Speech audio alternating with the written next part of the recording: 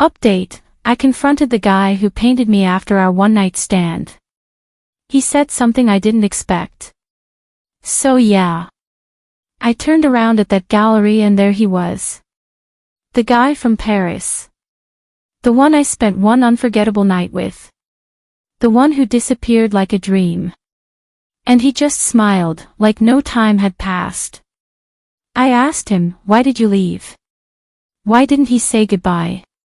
Why didn't he leave anything real? He looked at me for a long time. Then said, because if I stayed, it wouldn't have been perfect anymore.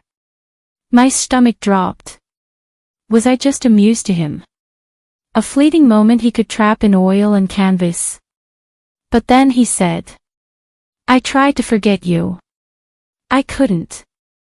Every time I picked up a brush, I saw you. I painted you 100 times.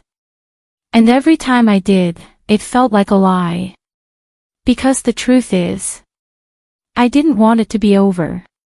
He pulled something out of his coat. A matchbook. Same as the one he left behind that night. But this one had different handwriting inside.